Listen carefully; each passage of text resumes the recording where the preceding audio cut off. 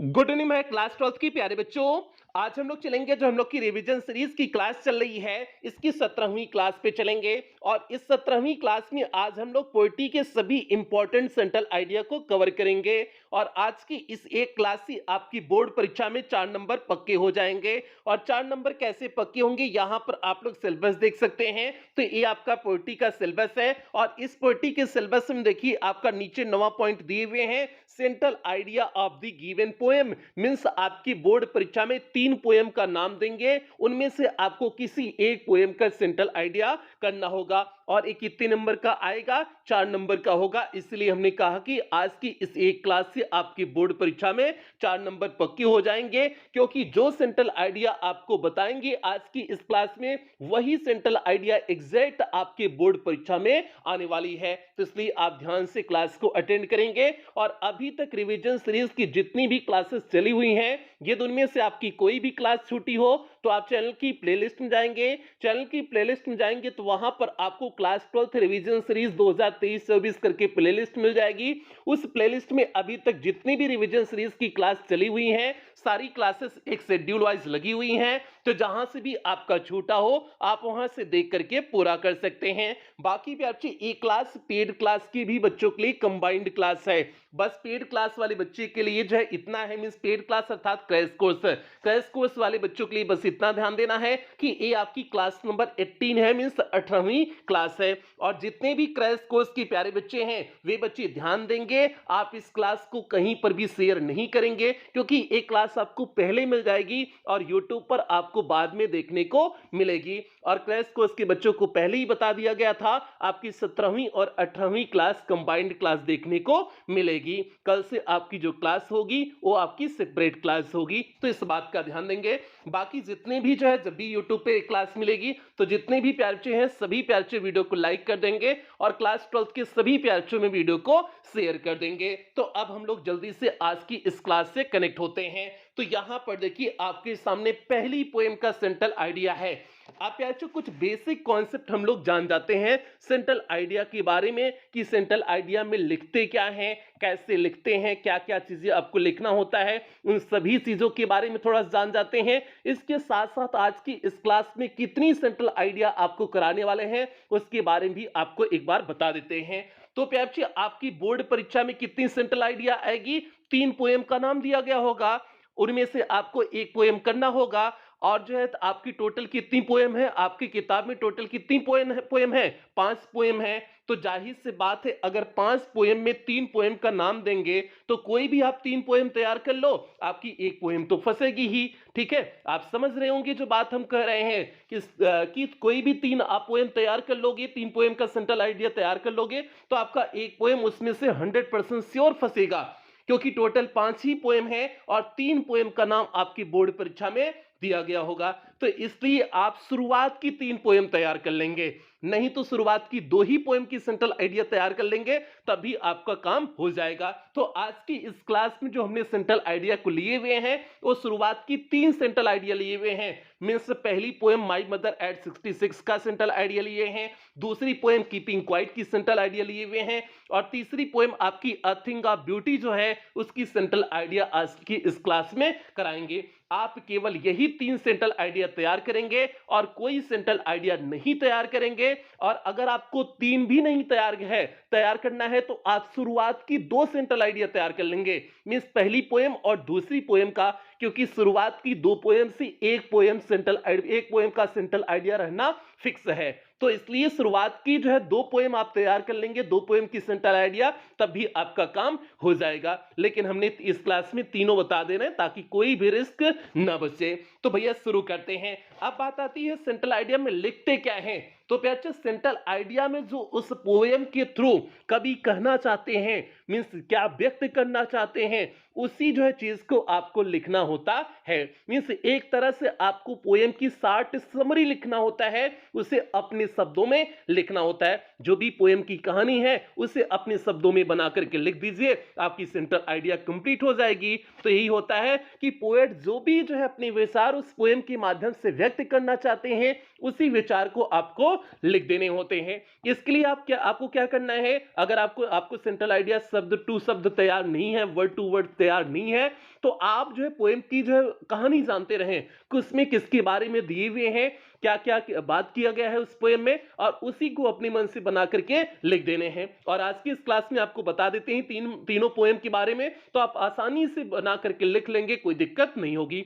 अगर इतना तैयार हो जाएगा तो दी बेस्ट है, अगर नहीं भी तैयार हो रहा है तब भी आप बनाकर लिख ले जाओगे, कोई दिक्कत नहीं होगी आज की इस क्लास के बाद। अब शुरू करते हैं भैया। अब देखिए माई मदर एट 66 जो आपकी पहली पोएम है, इसके बारे में बेसिक थोड़ा सा हम लोग समरी जान जाते हैं, कहानी जान जाते हैं। तो प्यारे जो इसकी जो है पोएटिस कवित्री है कमला दास। अब कमला दास इसमें क्या कहती हैं, क्योंकि वे जा रही हैं कोचिंग के लिए निकल रही हैं, तो अपनी माँ को देखती हैं, और जब अपनी माँ को देखती हैं तो उनकी माँ काफी बूढ़ी हो चुकी है। तो इस चीज को देख करके उन्हें बड़ा दुख होता है कि मेरी माँ बूढ़ी हो चुकी है, कब मर जाएंगी कोई भरोसा नहीं है। तो इसी दुख के बारे में, जो उनकी अवस्था बढ़ रही थी, उसी के बारे में इस पोएम में दिए हुए हैं। तो अब देखिए सेंट्रल आइडिया में हमने कैसे लिखे हुए हैं, ध्यान से देखिए। Ageing is a natural process in the human life and animals. Ageing means होता है अवस्था का बढ़ना, is a natural process means एक सामान्य प्रक्रिया है, in the human life means मानव जीवन में, एंड एनिमल और जानवर जीवन में। मीन्स जो है उम्र का बढ़ना मानव और जानवर के जीवन में जो है एक सामान्य प्रक्रिया है। अब चूंकि जो है इनकी माँ भी बढ़ रही थी ना, तो वही एजिंग इसीलिए हमने लिए हुए हैं अवस्था का बढ़ना, क्योंकि इनकी माँ की भी अवस्था बढ़ रही थी। आगे है माई मदर एट 66 मेरी माँ 66 की is based on the theme, इस मुख्य विषय पर आधारित है। थीम मींस होता है मुख्य विषय, इस मुख्य विषय पर आधारित है। ऑफ एडवांसिंग एज, कौन सा थीम इसका है, ऑफ एडवांसिंग एज मींस बढ़ती हुई उम्र इसका थीम है। इस पोएम का थीम क्या है, मुख्य विषय क्या है, बढ़ती हुई उम्र है। एडवांसिंग एज मींस बढ़ती हुई उम्र है।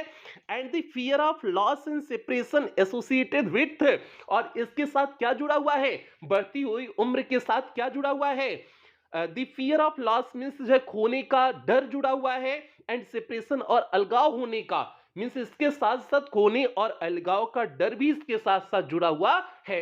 मींस इस बढ़ती हुई उम्र के थीम के साथ साथ जो है खोने का डर और अलगाव का डर भी इसके साथ साथ जुड़ा हुआ है। आगे देखिए, दी पोएटिस अंडरगोज मीन्स कवित्री गुजरती हैं, अंडरगो मीन्स होता है गुजरना, मीन्स कवित्री गुजरती हैं प्लीथोरा ऑफ इमोशंस मीन्स भावनाओं की बहुलता से या भावनाओं की प्रचुरता से गुजरती हैं। मीन्स उनके अंदर अथाह भावनाएं चलती हैं। प्लीथोरा मीन्स होता है प्रचुरता या बहुलता होता है, मीन्स भावनाओं की बहुलता या भावनाओं की प्रचुरता से गुजरती हैं।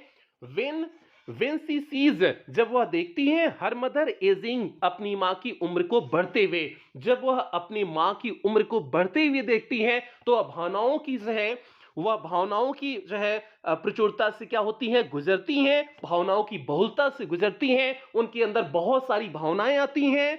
एंड फील्स, और महसूस करती हैं, दी पैंग्स मींस दर्द को, ऑफ सेपरेशन अलगाव के, और अलगाव की दर्द को महसूस करती हैं। At the thought of losing her, उन्हें खोने के विचार से, उन्हें खोने के विचार से जो है, उन्हें खोने के विचार से वह दर्द से, अलगाव के दर्द से गुजरती हैं या अलगाव के दर्द को महसूस करती हैं। सी आल्सो विशेष, वह ये भी इच्छा करती हैं, for the last of beauty and youth of her mother, वह अपनी माँ की जो है खोई हुई जो है सुंदरता और खोई हुए युवावस्था को भी जो है क्या करती हैं, विश करती हैं, सोचती हैं काश मेरी माँ जो है अपनी युवावस्था में होती और उतनी ही सुंदर होती। तो भैया ये हो गया इस पहली पोयम का बेहतरीन सी सेंट्रल आइडिया हो गया, इससे बेहतरीन सेंट्रल आइडिया नहीं हो सकता है। एक बार और देख लेंगे, उसके बाद हम लोग दूसरी सेंट्रल आइडिया की तरफ आगे बढ़ेंगे। तो आप ध्यान से देखें, ageing is a natural process in the human life and animals. My mother eight 66 is based on the theme of advancing as and the fear of loss and separation associated with it. The poetess undergoes a plethora of emotions when she sees her mother ageing and feels the pangs of separation at the thought of losing her. She also wishes for the lost beauty and youth of her mother. तो भैया आगे बढ़ते हैं दूसरी central idea पे। एक बार जल्दी से सभी प्यारे वीडियो को लाइक कर दें और क्लास 12 के सभी प्यारे में वीडियो को शेयर कर दें। अब यहां पर देखिए आपके सामने पोएम नंबर 2 है, कीपिंग क्वाइट की सेंट्रल आइडिया। अब कीपिंग क्वाइट में क्या बताया गया है? तो सिंपल सी बात है, कीपिंग क्वाइट में इस चीज को बताया गया है कि हमें कुछ समय अपने शांत रह करके अपना समय इंट्रोस्पेक्शन में व्यतीत करना चाहिए, मीन्स अंतरावलोकन में व्यतीत करना चाहिए कि हम क्या कर रहे हैं, नहीं कर रहे हैं, जो कर रहे हैं उसका रिजल्ट क्या होगा, वो सही है गलत है, इसके बारे में हमें विचार करना चाहिए। इससे आपको मानसिक संतुष्टि मिलेगी और सुकून बहुत मिलेगा। यही है कीपिंग क्वाइट की मुख्य थीम है, मुख्य विषय है, इसी के बारे में पूरे पोएम में चर्चा किया गया है। मीन्स शांत रहने के बारे में पूरा पोएम में चर्चा किया गया है। तो अब देखिए इस पोएम की सेंट्रल आइडिया को हमने कैसे लिखे हुए हैं, आप ध्यान से देखिए।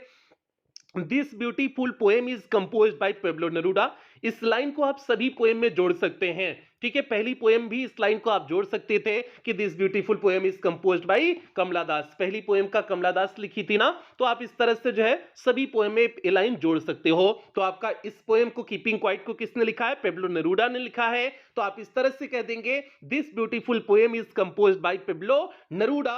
आगे देखिए, दी पोएट आस्क मीन्स कवि पूछते हैं, कहते हैं all the human beings means सभी जो है मानवों से कहते हैं to stop all our worldly activity, अपनी सभी सांसारिक गतिविधियों को रोकने के लिए कहते हैं।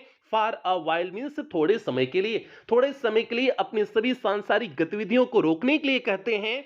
And spend our few moments, और कुछ समय कुछ क्षण व्यतीत करने के लिए कहते हैं इन क्वाइट इंट्रोस्पेक्शन मीन्स शांत अंतरावलोकन में, और कुछ समय शांत अंतरावलोकन में व्यतीत करने के लिए कहते हैं।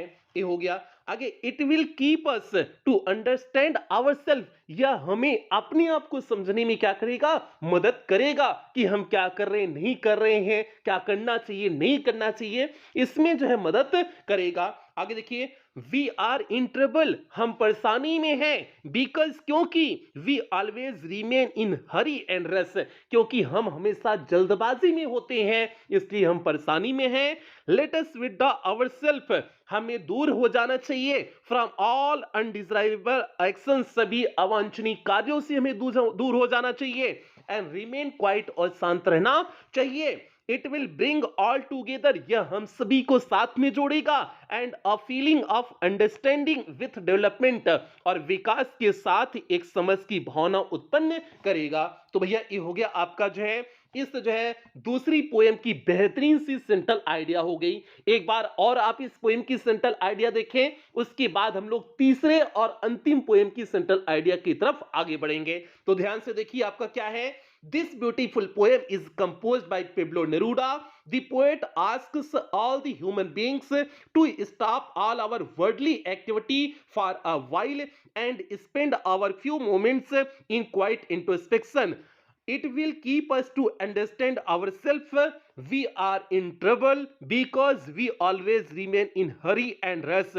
Let us withdraw ourselves from all undesirable actions and remain quiet. It will bring all together and a feeling of understanding with development. तो भैया ये हो गया इस पोएम की सेंट्रल आइडिया। आगे बढ़ते हैं, तीसरी पोएम की सेंट्रल आइडिया की तरफ बढ़ते हैं। और यदि आप दो पोएम की सेंट्रल आइडिया तैयार कर रहे हैं तो आप पहली और दूसरी ही पोएम की सेंट्रल आइडिया तैयार करेंगे, ठीक है। ऐसा नहीं कि पहली और तीसरी पोएम की सेंट्रल आइडिया आप तैयार कर लें, बिल्कुल नहीं। क्योंकि अगर आप दो ही पोएम की सेंट्रल आइडिया तैयार कर रहे हैं तो आप पहली और दूसरी का तैयार करेंगे, क्योंकि ये फिक्स है, पहली और दूसरी में एक पोएम की सेंट्रल आइडिया पूछी जाएगी, ये फिक्स है, 100% श्योर है। तो इसलिए अगर आप दो ही पोएम को तैयार करेंगे तो पहली दूसरी का तैयार करिएगा। अगर आपको तीसरी पोएम को तैयार करना है तब आप जो है अ थिंग ऑफ ब्यूटी का तैयार करिएगा। तो अब देखिए अ थिंग ऑफ ब्यूटी की सेंट्रल आइडिया क्या होगी।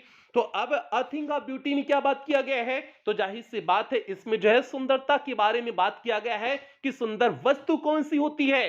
क्या जो है कोई किसी लड़की का जो सुंदर चेहरा होता है, जो उसका गोरापन होता है, क्या वही सुंदर होता है? वही सब कुछ सुंदरता वाली वस्तु वही है? कोई लड़का गोरा सा है, एकदम बढ़िया सा हैंडसम है, क्या वही सुंदर है?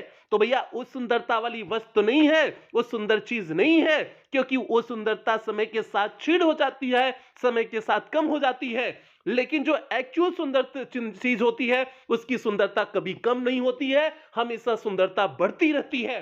तो इसलिए आप यदि किसी के क्वालिटीज की बात कर रहे हैं, उसके गुणों की बात कर रहे हैं, तो लोगों के जो गुण होते हैं, क्वालिटीज होते हैं, वो हमेशा समय के साथ बढ़ते हैं। यदि कोई अच्छे नेचर का है तो समय के साथ साथ उसका नेचर और अच्छा बनता चला जाता है। तो इसलिए वो आपका अथिंग ऑफ ब्यूटी है। तो अथिंग ऑफ ब्यूटी की सुंदरता हमेशा बढ़ती रहती है, उसकी सुंदरता कभी कम नहीं होती है, कभी समाप्त नहीं होती है, और उसके साथ साथ उससे आपको खुशी मिलती है। तो यही आपका अ थिंग ऑफ ब्यूटी की थीम है, मींस इसी बारे में पूरी पोएम में चर्चा किया गया था। अब देखिए इस पोएम की जो है सेंट्रल आइडिया को हमने कैसे लिखे हुए हैं। जो आपकी पहली लाइन हमने बताया, इस लाइन को आप सीधे लिख देंगे, this beautiful poem is composed by John Keats. ये पोएम, सुंदर पोएम किसके द्वारा लिखी गई? जॉन केट्स के द्वारा लिखी गई है। अब आगे देखिए, यहां से मुख्य कहानी शुरू होती है, मुख्य सेंट्रल आइडिया यहां से है, A thing of beauty is a source of constant joy. A thing of beauty means एक सुंदरता की वस्तु, is a source means स्रोत होती है, आप constant joy means लगातार आनंद के, means जो है एक सुंदरता वाली वस्तु लगातार आनंद का स्रोत होती है। Beauty can be found everywhere, means सुंदरता सभी जगह पाई जा सकती है। ऐसा नहीं कि सुंदरता केवल इंडिविजुअल कहीं पाई जाती है, बिल्कुल नहीं, सुंदरता कहीं भी पाई जा सकती है। इट इज समथिंग, या कुछ ऐसी है, दैट हैज द एबिलिटी, जिसके अंदर क्षमता होती है, टू ट्रांसफॉर्म लाइफ में जीवन को बदलने की, जिसके अंदर जीवन को बदलने की क्या होती है? क्षमता होती है। इट ऑल्सो हाईलाइट्स, यह भी दिखाती है, द फैक्ट मीन्स तथ्य को, that the beauty has therapeutic means सुंदरता के पास थेरापेटिक मीन्स होता है आपका उपचारात्मक, क्वालिटी मीन्स उपचारात्मक गुण होते हैं। यह भी दिखाती है कि सुंदरता के पास थेरापेटिक क्वालिटी होती है, मीन्स उपचारात्मक गुण होता है। मीन्स यदि कोई व्यक्ति जो है उसकी बातें सही है, अच्छी है, उसका स्वभाव अच्छे है, तो आप मिलोगे तो आप खुश हो जाओगे, यही आपका औषधि गुण हो गया, यही उपचारात्मक गुण हो गया। इसलिए कहा गया है कि थेरापेटिक क्वालिटी भी होता है अ थिंग ऑफ ब्यूटी में, क्योंकि अ थिंग ऑफ ब्यूटी से जब भी आपका सामना होता है आप प्रसन्न हो जाते हैं, खुश हो जाते हैं। ठीक है, आप गलत मूड में हैं तो भी आपको खुशी मिल जाती है। तो आगे देखिए, दैट इज द एबिलिटी, इसके अंदर क्षमता होती है, टू रिमूव नेगेटिविटी मींस नकारात्मकता को दूर करने की क्षमता होती है। तो ये हो गया। आगे है, इट कैन बी एनीथिंग, यह कुछ भी हो सकती है, means a thing of beauty कुछ भी हो सकती है। एज एनी ऑब्जेक्ट, जैसे कोई वस्तु हो सकती है, नेचर प्रकृति हो सकता है, टेल्स कोई कहानी हो सकता है, और इवन नोबल डीड्स ऑफ और इंसिस्टर्स, या फिर हमारे पूर्वजों के श्रेष्ठ कार्य भी हो सकते हैं। तो इनमें से कुछ भी आपका अ थिंग ऑफ ब्यूटी हो सकता है। तो आपका ये हो गया तीसरी पोएम की बेहतरीन सी सेंट्रल आइडिया हो गई। एक बार और देखेंगे, उसके बाद हम लोग क्लास की समाप्ति करेंगे। ध्यान से देखें आप, this beautiful poem is composed by John Keats. A thing of beauty is a source of constant joy. Beauty can be found everywhere. It is something that has the ability to transform lives. It also highlights the fact that beauty has a therapeutic quality, that is the ability to remove negativity. It can be anything, as any object, nature, tales, or even noble deeds of our ancestors. तो भैया ये हो गया आपका इस जो है तीसरी पोएम की सेंट्रल आइडिया हो गई। इस तरह से आप केवल इन्हीं 3 पोएम की सेंट्रल आइडिया तैयार करेंगे। अगर आपको 2 तैयार करना हो तो शुरुआत के 2 तैयार करना, नहीं तो 3 तैयार करना हो तो कोई भी 3 तैयार कर सकते हो, उसमें कोई दिक्कत नहीं है। ठीक है, तो ये हो गया भैया। बाकी जो है जो क्रैश कोर्स के बच्चे हैं, आप क्लास सही कहीं नहीं करेंगे, क्योंकि क्लास आपको बाद में यूट्यूब पर देखने को मिलेगी। बाकी जितने भी बच्चे हैं, अगर आपको क्रैश कोर्स में एडमिशन लेना हो तो आप एडमिशन ले सकते हैं। इस समय क्रैश कोर्स की फीस केवल 99 रुपए हो गई है, 199 से कम करके 99 रुपए कर दिया गया है। बाकी आप इन मेथड का प्रयोग करके पेमेंट कर सकते हैं, और पेमेंट करके स्क्रीनशॉट व्हाट्सएप कर दीजिएगा, फिर आपको ऐड कर दिया जाएगा। बाकी इसके बारे में कई बार डिटेल से बता चुके हैं, तो इसलिए इसे बताने की आवश्यकता नहीं है। तो प्यारे, अब क्लास की समाप्ति करेंगे और कुछ बेहतरीन लाइनों के साथ क्लास की समाप्ति करेंगे। और जल्दी से एक बार सभी प्यारे वीडियो को लाइक और जो है शेयर कर दें, क्लास 12 के सभी बच्चों में शेयर कर दें। उसके बाद बेहतरीन लाइनों पे चलते हैं। कुछ इस तरह से आपकी बेहतरीन लाइन है, शिक्षा सबसे सशक्त हथियार है जिससे दुनिया को बदला जा सकता है। तो इसलिए प्यारे, आप जो है इस हथियार को मजबूत करिए। जितना मजबूत आपका हथियार होगा उतनी ही चीजें बेहतरीन होंगी। तो यही सभी बच्चों से उम्मीद करते हैं कि आप अपनी पढ़ाई में कोई लापरवाही नहीं करेंगे। इन्हीं उम्मीदों के साथ सेशन की समाप्ति करते हैं। मिलते हैं अगली क्लास में, तब तक आप लोग अपना ध्यान रखें, अपने परिवार का ध्यान रखें। लव यू ऑल प्यारे बच्चों।